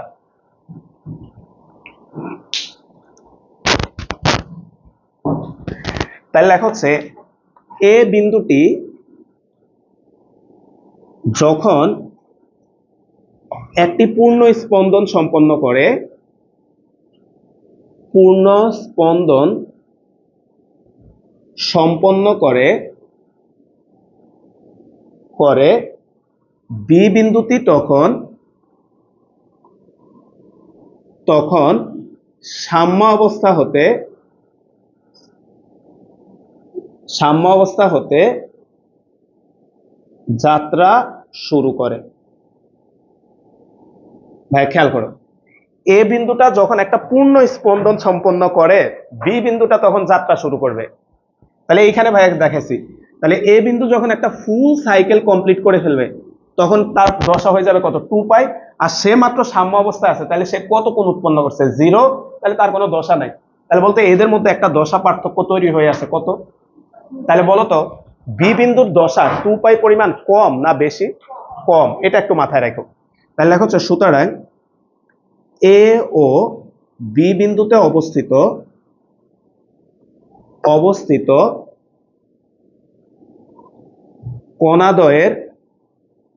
কণাদ্বয়ের মধ্যকার দশা পার্থক্য সমান হচ্ছে 2π। তাহলে এ আর বি বিন্দুতে অবস্থিত যে দুটা কণা আছে তাদের মধ্যকার দশা পার্থক্য হচ্ছে 2π। তাহলে এখন আমরা বি বিন্দুর কণা যদি আমরা সমীকরণটা লিখতে চাই, তাহলে সুতরাং বি বিন্দুর কণার সরণ ওয়াই বি দ্বারা প্রকাশ করলাম। এ সাইন, দেখি তোমরা বাইরে একটু হেল্প করবা, কত লিখবো বলতো ভাইয়া? সবাই পারবা ভাইয়া? যে ওমেগা টি প্লাস ডেল এটা কার দশা? এ এর দশা, তাই না ভাইয়া? এটা হচ্ছে আমরা বোঝার সুবিধার্থে লিখে রাখলাম এ এর দশা। এটা হচ্ছে এ এর দশা। তাহলে তুমি একটু আগে বললা এ আর বি এর মধ্যে দশা বলতো কার কম কার বেশি? বি এর কম। আর এর কি? তাহলে বি এর কতটুক কম? 2π পরিমাণ কি হবে? কম। তাহলে বলতো ইকুয়েশনটা কেমন হবে? ওমেগা টি প্লাস ডেল বলতে এটা কার দশা? এ। আর তুমি বললা এ থেকে বি এ কতটুক কম? 2π। তাহলে প্লাস 2π না মাইনাস 2π? বুঝছি ভাই, মাইনাস 2π। তাহলে এটা হচ্ছে আমাদের বি এর দশা। তাহলে এ থেকে বি এর দশা হচ্ছে 2π পরিমাণ কম। এটা হচ্ছে আমাদের বি এর দশা। তাহলে এটা থেকে এটাতে 2π পরিমাণ কম আছে। অনেকে প্রশ্ন করে প্লাস দি নাই কেন? বুঝছো ভাই মাইনাস হয়েছে কেন? কারণ তার তো 2π পরিমাণ কম না বেশি ভাই? কম। যদি বেশি হইতো অবশ্যই আমরা কি দিতাম? প্লাস।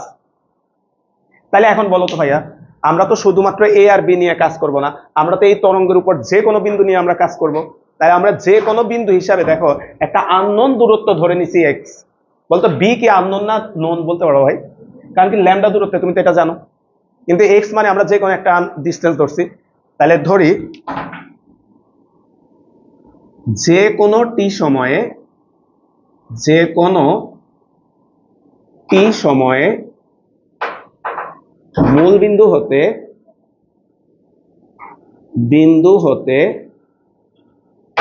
এক্স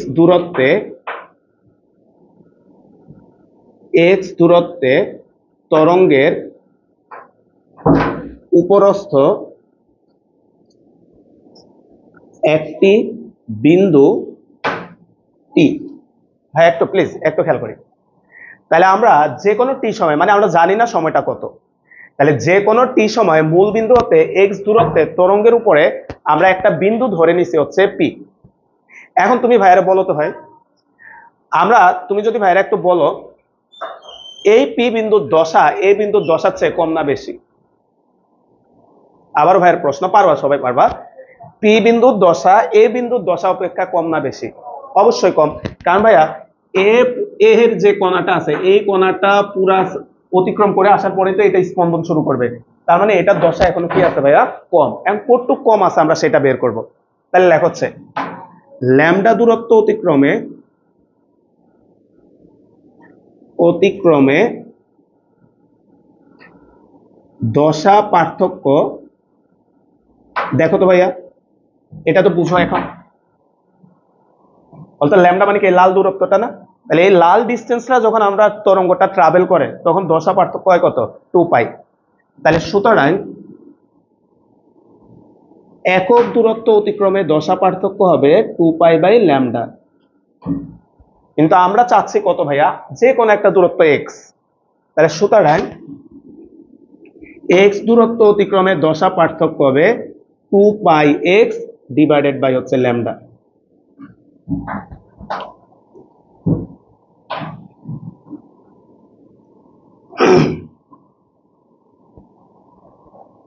নাজিয়া বলো তো ভাই।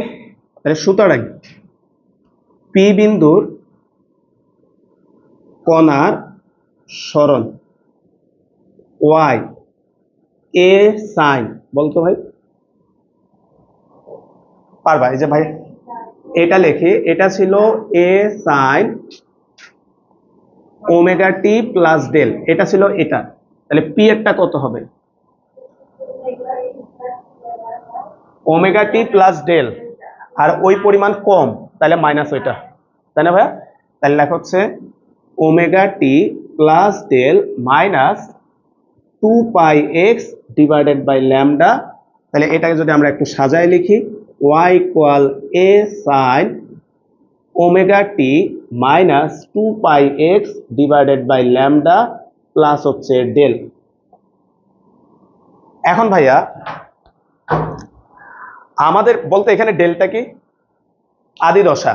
আমাদের বইয়ে যে ইকুয়েশনটা আছে ওইখানে তারা ডেল আনে না, কিন্তু ভাই ইচ্ছা করে ডেল আনছি যাতে তুমি বুঝো এই দুইটা টার্ম ছাড়া প্রশ্নে যদি আর একটা টার্ম থাকে সেটা হবে কি বলতে ভাইয়া? আদি দশা। তো বইয়ে এটা আনে নাই। আর আমরা জানি সাম্য অবস্থান থেকে যাত্রা করলে আদি দশা কত হয়? 0। তাহলে লেখো যদি আদি দশা ডেল ইকুয়াল হচ্ছে 0 হয়, যদি আদি দশা ডেল ইকুয়াল 0 হয়, y ইকুয়াল হচ্ছে a sine omega T minus 2 pi x divided by lambda. এখন তোমাদের কাছে ভাইয়ের আরেকটা প্রশ্ন ভাই, বলতো একটা নির্দিষ্ট তরঙ্গের জন্য, সবাই পারবা ভাইয়া, একটা নির্দিষ্ট তরঙ্গের জন্য 2 পাই/ল্যামডা এটা ধ্রুবক, বুঝো কিনা? বলতো 2 পাই তো এমনিই ধ্রুবক, আর ল্যামডা একটা নির্দিষ্ট তরঙ্গ যদি হয় তাহলে ল্যামডাটাও ধ্রুবক। তাহলে 2 পাই/ল্যামডা পুরাটাকে কি বলতে পারি? ধ্রুবক।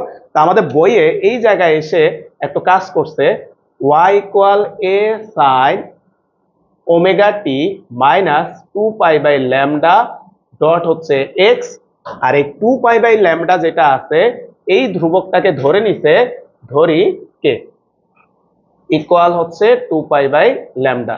তাহলে এই জায়গায় এসে আমরা 2 পাই/ল্যামডাটাকে হচ্ছে কে ধরে নিছি, একটা ধ্রুবক। তাহলে এখানে ভ্যালু বসাও ভাই,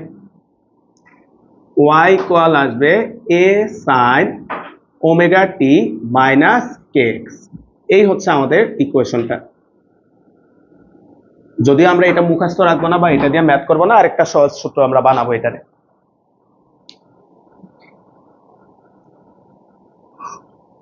তো বইয়ে এই ইকুয়েশনটা আছে, এটাও আমরা মাথায় রাখবো, ওমেগা টি মাইনাস হচ্ছে kx।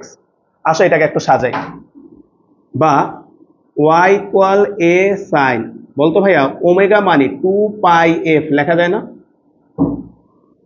যায় না ভাই? ওমেগা মানে 2 পাই f, আমরা হচ্ছে পর্যাবৃত্ত অধ্যায়ে পড়ছিলাম তাই না? এই যে ওমেগা মানে হচ্ছে 2 পাই/T আর 1/t মানে f, এখান থেকে ওমেগা মানে হচ্ছে 2 পাই f, আর কে এর মানও বসায় দাও ভাইয়া 2 পাই/ল্যামডা। এখন ভাইয়ের কথা শুনি ভাইয়া, এই অধ্যায়ে বোর্ড এক্সামে যত সৃজনশীল আসছে ভাইয়া 2019-এর পরে, এটা কিন্তু শর্ট সিলেবাসে নাই, অর্থাৎ 2019-এর পরে 2025-এ প্রায় 6 বছর পরে আবার পড়াচ্ছি আর কি। তো যাই হোক, তো তোমার যত সৃজনশীল আছে তোমরা সৃজনশীল গেলেই দেখবা ম্যাক্সিমাম সৃজনশীলে গ নাম্বার কোশ্চেনটা এই অধ্যায় ফিক্স, এই ইকুয়েশন থেকে প্রশ্নটা দেয় এবং অঙ্কগুলো একদম সিম্পল। অঙ্কে কি করবা সেটাই যে এখন করতেছি। বলতো এখানে এক্স এর সাথে কত আছে ভাই? 2 পাই/ল্যামডা, এটাকে একটু কমন নিয়ে নাও। তাহলে এটাকে যদি আমরা কমন নিয়ে নিই, y ইকুয়াল হচ্ছে a sine 2 pi lambda v t minus x. আসো ভাইয়া এটা আবার ভিটি কেমনে হয়ে গেল ভাইয়া একটু বুঝাই, ঠিক আছে? বলতো কমন নেওয়া মানে তো ভাগ করা ভাই, তাহলে এই অংশটা কত দ্বারা ভাগ যাবে ভাই? 2π/λ। তাহলে দেখো তো 2πf ডিভাইডেড বাই 2π/λ। তাহলে এই 2π কাটা আর এই ল্যামডাটা উপর উঠে যাবে, ল্যামডা উঠলে কত থাকবে? F lambda. আর এফ ল্যামডা মানে কি? ভি। বুঝছি ভাই? তাহলে এই হচ্ছে ফাইনালি ভাইয়া আমাদের একটা অগ্রগামী তরঙ্গের সমীকরণ। এটাই তোমার মুখস্থ রাখতে হবে, আমরা ম্যাথও করবো এটা দিয়ে। এখন প্রশ্ন হচ্ছে ভাই এটা অগ্রগামী তরঙ্গের সমীকরণ বুঝলাম কিভাবে? আসো ভাইয়া বলি। বলতে এই যে এখানে যে ফাংশনটা আছে ভাই, একটু প্লিজ এদিকে, এখানে যে ফাংশনটা আছে বলতে এখানে টাইম আছে, এখানে এক্স আছে। এই এক্সটা কি ছবিতে দেখো তো ভাইয়া, এই এক্সটা হচ্ছে মূল বিন্দু সাপেক্ষে সামনের দিকে যে অতিক্রান্ত দূরত্বটা। তাহলে বলো তো এইখানে যে তরঙ্গটা সমীকরণ পাইছি সেটা টাইম এবং অবস্থানের ফাংশন, সেটা টাইম এবং অবস্থানের ফাংশন। তাহলে এখানে যেহেতু টিও আছে এক্সও আছে, এই কারণে এটা কিসের সমীকরণ বলতো ভাইয়া? অর্থাৎ সময়ের সাথে সাথে তার এক্স এর মান বাড়বে বা কমবে, তাই এটা হচ্ছে একটা অগ্রগামী তরঙ্গের সমীকরণ। তাহলে ভাইয়া এখানে একটা নোট লেখো, ম্যাথ করার জন্য আমরা এটা লাগবে। নোট পাশে লেখো, এক্স এর সাথে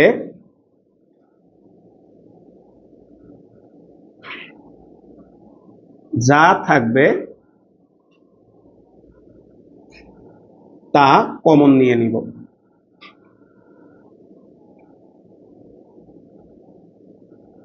এখন প্রশ্ন হচ্ছে ভাই কমন নিতে হবে, এটা পাইছি কই? এই যে থিওরিতে ভাই, বলতে থিওরিতে দেখো তো এক্স এর সাথে কত ছিল? 2π/λ। তাহলে এটা তুমি কমন নিয়ে নিছো। ম্যাথ করার সময় সেম কাজটাই আমরা করব। দেখবে যে তারা এক্স এর সাথে হাবি যাবে অনেক রাশি দিয়ে থাকবে, তোমার একটাই কাজ, সেটা কি? এক্স এর সাথে যেটা থাকবে সেটা কমন নিয়ে নাও, নিয়ে এই কোয়েশনটার সাথে কম্পেয়ার করা, করে আমরা বিভিন্ন রাশির মান বের করব। তো এই হচ্ছে ফাইনালি সমীকরণটা। আমরা আজকে জাস্ট দুইটা লাইন লিখে শেষ করতেছি। বলতে আমরা যে অগ্রগামী তরঙ্গটা দেখাইছি ভাই, সবাই পারবা বলতো তরঙ্গটা কোন দিকে যাচ্ছে? সামনে তো অবশ্যই, ডান থেকে না বামে, না বাম থেকে ডানে? বাম থেকে ডানে। এটা ইম্পর্টেন্ট কিন্তু, কারণ প্রশ্নে বলবে ডান থেকে বামে যাচ্ছে, প্রশ্নে বলবে বাম থেকে ডান থেকে বামে আসতেছে, এই ডিরেকশন গুলা বলবে। তাহলে আমরা লেখা 1 নাম্বার, বাম থেকে ডান দিকে অগ্রসর হলে। আর ভাই একটু খেয়াল করি ভাই, কিছু রাশির পরিচয় দিই না, এগুলো তোমরা বাচ্চাকাল থেকে জানো দেখে। বলতো এখানে তো ভিটা কি বোঝাচ্ছে তো জানো, তরঙ্গের বেগ। ল্যামডা হচ্ছে তরঙ্গ দৈর্ঘ্য। এ হচ্ছে কি বলতো ভাই, আজকে ক্লাসে শুরুতে পড়ছে বিস্তার। তো তোমাকে এই রাশিগুলাই হচ্ছে ম্যাথ থেকে বের করতে বলবে আর কি, আমরা আগামী ক্লাসে ম্যাথগুলো করাইলে তোমরা দেখবা। তো যাই হোক, আমরা যদি বাম থেকে ডানে যাই, একটু ছবি এঁকে রাখো তাহলে জিনিসটা বুঝতে পারবো। আমরা মনে করলাম এখানে হচ্ছে একটা অগ্রগামী তরঙ্গ আমরা রাখলাম, যে তরঙ্গটা ভাই এই যে দেখাই দিলাম আমরা তীর চিহ্ন, যে বাম দিক থেকে ডান দিকে যাচ্ছে। বলতো বাম দিক থেকে যে ডান দিকে যাচ্ছে তার সমীকরণই এটা, y ইকুয়াল হচ্ছে a sin 2π/λ ইন্টু হচ্ছে vt মাইনাস এক্স। তাহলে এটা হচ্ছে বাম থেকে ডান দিকে যে তরঙ্গটা যায়, এটা হচ্ছে বাম থেকে ডান দিকে যে তরঙ্গটা যায় তার সমীকরণ y ইকুয়াল হচ্ছে a sin 2π/λ vt minus x.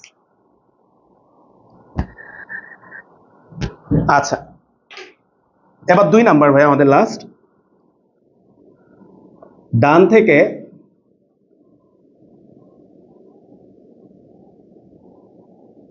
বাম দিকে অগ্রসর হলে, তাহলে এখানেও একটা ছবি আঁকি আমরা। অর্থাৎ তরঙ্গটা যদি এভাবে আসে, সে ডান দিক থেকে বাম দিকে যদি আগায়, সবাই পারবা ভাইয়ের, একটু দেখো হালকা একটা চেঞ্জ হবে, এদিকে দেখো ভাই প্লিজ, পরে আবার লেখো। বলতো আমরা মনে করো এই হচ্ছে এক্স অক্ষ দেখালাম, এটা ওয়াই অক্ষ, এটা এক্স প্রাইম, এটা ওয়াই প্রাইম। বলতে এই দিকের দূরত্ব প্লাস না মাইনাস? তাহলে এই দিকে এক্স এর মান হচ্ছে প্লাস, আর এই দিকের দূরত্ব কি? তাহলে তরঙ্গটা যদি উল্টা দিকে যায় ভাইয়া, a sin 2π/λ vt minus x. দেখো কে বুঝি নাই? বুঝছি ভাই। অবস্থানের সাপেক্ষে আরো একটা কি চলে আসছে? মাইনাস। বলতো আলটিমেটলি এই মাইনাসে কি হয়ে গেল? প্লাস। তার মানে ফাইনালি ইকুয়েশনটা হবে এটা। সুতরাং y equal a sin 2π/λ vt plus x. তাহলে এই হচ্ছে আমাদের সমীকরণটা। তাহলে এটা মাথায় রাখতে হবে, পরীক্ষায় নাইলে পেঁচায় ফেলবা যে বাম থেকে ডানে গেলে -x, আর ডান থেকে বামে আসলে কি ভাই ইকুয়েশনটা হবে +x। তো ভাইয়া রিকোয়েস্ট ভাইয়া, এই থিওরিটা ভাইয়া খুব সহজে পড়াইছি, আমাদের বইয়ে আর একটু কঠিন ভাবে করা। একটু থিওরিটা শিখবা, যেহেতু তোমাদের জন্য নতুন থিওরি। আর এর উপরে আমরা আগামী কালকে আর কি আমরা এই প্র্যাকটিস শিটে ম্যাথগুলা করাবো। তো যারা কালকে যেহেতু কলেজ খোলা আছে আসতে পারবা না, আর যারা পারবা 8:30টায় আসবা কালকে, ঠিক আছে? আমরা 1 ঘন্টার ক্লাস নিব, এই প্র্যাকটিস শিটে ম্যাথগুলা করাবো। আর তোমাদের রিকোয়েস্ট তোমরা এই পরের ক্লাসটা রেকর্ড দেখে নিও, ভাইয়া দিয়ে দিচ্ছি।